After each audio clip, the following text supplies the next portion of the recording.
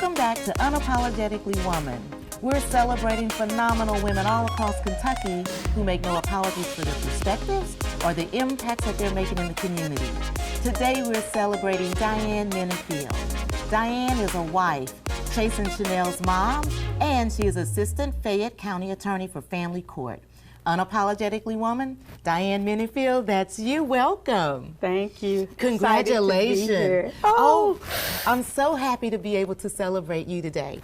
Thank you. Of all the titles that you have, Mom has got to be way up there on the list. Oh, Mom's top. Mom's top. Mm-hmm. Tell me a little bit about Chase and Chanel. Well, I've got two beautiful, wonderful children. They're adults now. You know, Chase is 33, Chanel's 30, and it's just amazing how time has flown. But they are successful, independent, and thriving. And I'm proud of them. And you know what? And that's all that we can ask for is do the best we can, and then keep our fingers crossed and hope for the best. That's too. exactly right. And that sounds a lot like of prayer. Yes, yes. Keep yourself prayed up. Yes. So tell us about what you do in your professional life right now. Well, right now I'm an Assistant Fayette County Attorney. Been there for almost 30 years. I've run the gamut. I've done adult prosecution. I'm in family court now. I've done juvenile court. I've done child support. You name it. Whatever the county attorney's office has a hand in, I've done it. What's been your favorite part? Probably juvenile court and family court. They kind of mix in together because in Kentucky, our juvenile laws are intended to be treatment in order for us to help kids. So when they do become an adult and reach that magical age of 18, that they won't do the same behavior that they did as juveniles. And so it's a treatment court. And so we're trying to fix them.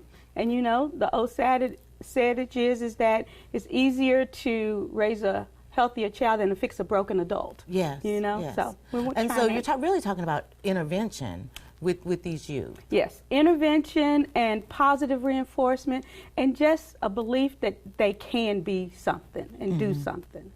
And so when you're playing that role, what kind of connection do you have with them? I will tell you that youth are really, they hold you to your foot to the fire. They hold you accountable. I mean, they don't take fakeness. You've got to be authentic. And are they going to call you out? And so you got to truly have a care and compassion for them. And I think that comes across with me, even though I prosecute, because I also believe that there's accountability. You know, when wrong is wrong. And when you've done something that you have to be accountable for, you have to deal with those consequences. That was me as a parent. If my kids broke curfew or if they did something wrong, they had consequences. But the consequences should not be so severe that you break them. You know, they should learn a lesson, but they don't need to be broken to where they can't recover and do better. And is that one of the reasons that you are putting your hat in the ring for the judge, to be a judge? I am. I have, every morning I woke up, there was always something on the news about this shooting, that shooting. You know, it was a kid killing another kid. It was genocide and suicide because both lives are destroyed. That's right. Know, both lives were destroyed. And I kept saying, God, you got to do something about all this killing. And you know, family, it was like, Diane, it's your turn. You know, I need you to step in. You told him what to do and he told you what to do. I know, and I thought I was asking him, and then I'm like, oh God, I didn't say me. Well, there you go. But the opportunity presented itself, and so I jumped in with both feet. I'm working hard. And so what does being a good judge mean to you? Well, you know, I think a good judge means fairness, justice for everybody, regardless of your sex, your race, how you look, how much money you got, where you come from, your sexual orientation, who you love, who you don't love, you know, regardless of all of that. It needs to be equally applied, and it needs to be applied, I think, with some compassion, you know. And I think I bring that to the table. I bring integrity, I bring experience, I bring character, and I bring compassion. And you know, and you have had a whole world of experience with this. You also work with Fayette County Public Schools with truancy. Families and especially kids, that is something that you are seem to be driven for.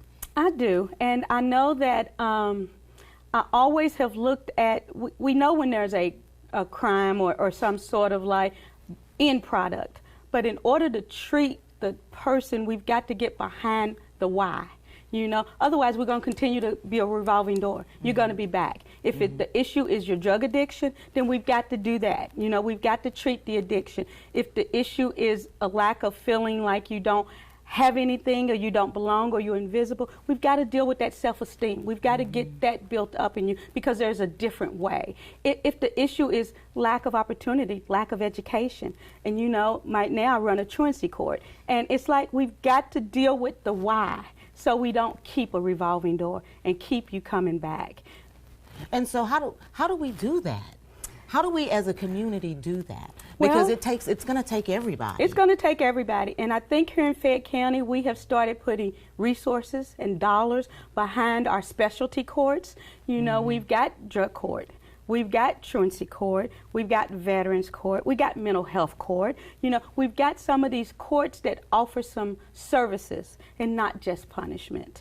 And so I think, but you got to put the dollars behind them. You've got to have the treatment beds. You've got to have the, mental health professionals. You've got to have the people who know how to deal with addiction, because I see that in my family court. A lot, that these mothers, their kids can be taken away from them because of their addiction, and there's no doubt that they love their kids, and there's no doubt that those kids love them.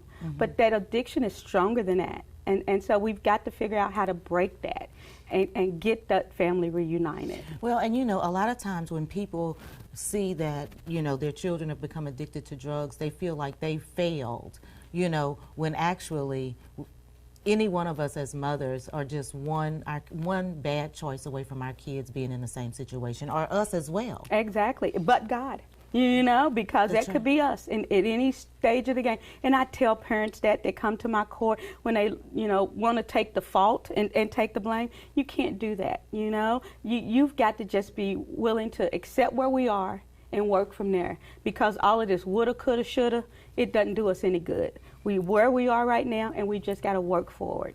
And it sounds like that compassion and honesty, because I could see you giving some tough love. Yeah.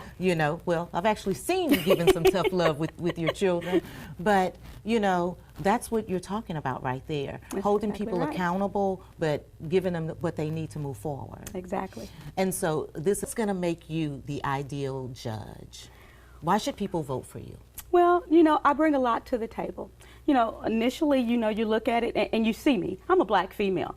There's not any of me that look like that on that bench. And when you see that young people and old people and people that come in that court system, they feel like, oh, I'm just getting ready to get railroaded. They don't care about me. I'm just a number. You see somebody that looks like you, it may give you some more respect for the process.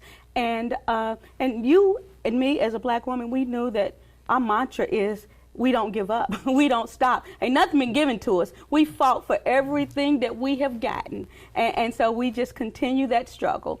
And in addition to, the outward appearance, I've been in the system a long time. I've been in the trenches.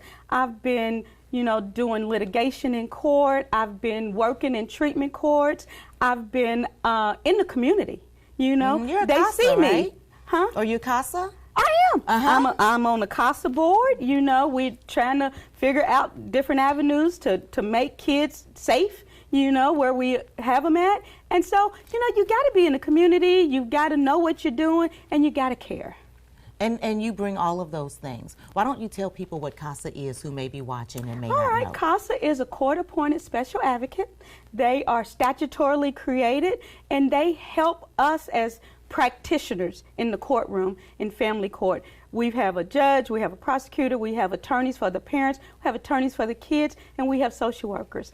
And CASA gives us that extra set of eyes, that can go behind the legalese and connect with the child and help us bring that child's perspective and needs to the forefront. And so we're very, very grateful every time we get a CASA appointed on a case and those eyes that they have us being able to see through. You are a great woman of faith. How does that play into the work that you do? Well, First of all, I know I'm not where I am on my own merits, you know, because it should never be. I am where I am because, as they say, we've all had praying grandmothers, you know, that just got us through to where we're supposed to be. And I have tried in everything that I do to walk in that faith, you know, and trust God that He's going to make it the way it's supposed to be. What's the thing that you're most proud of? Your most proud accomplishment?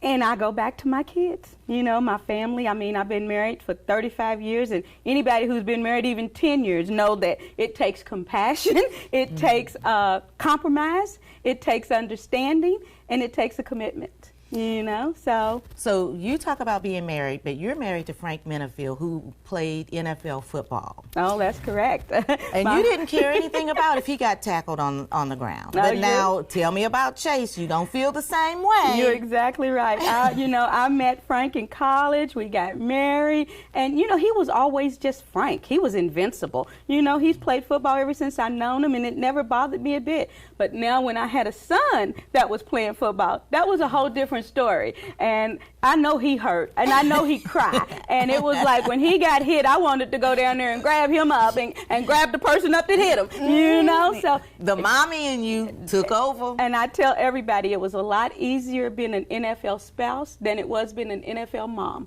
Well, I would bet so, because you can't, Mom can't go to the field. Oh, it's hard. It was hard. So, but yeah, but you know, Chase worked real hard to have that opportunity. You know, his daddy and I was very, very proud of him, and he did well at it. You know, so.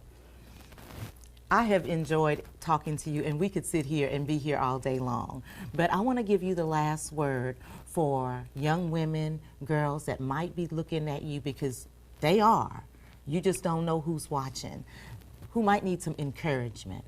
Well, I would say to that young girl, and you know, just keep working hard at it. You know, life's not going to be that easy. You know, you're going to have to work. People not going to give you anything. But if you stay faithful and you stay committed and you work toward it, you know, those doors are going to open. We're breaking glass ceilings every day. You know, we're shattering them. So, you know, just walk on through. A door that's open, and we stand on the shoulders of several other women that came before us. So, you know, you can't get tired of the fight. You got to keep up with the struggle. And I say this as my campaign slogan: representation matters. People do see us, and we need to be out there seeable. I have enjoyed having you. Thank you so much. Thank you. And congratulations and good luck. I appreciate it. Thank you. Continue to watch us as we celebrate other phenomenal women just like Diane Minnifield. I'll talk to you soon.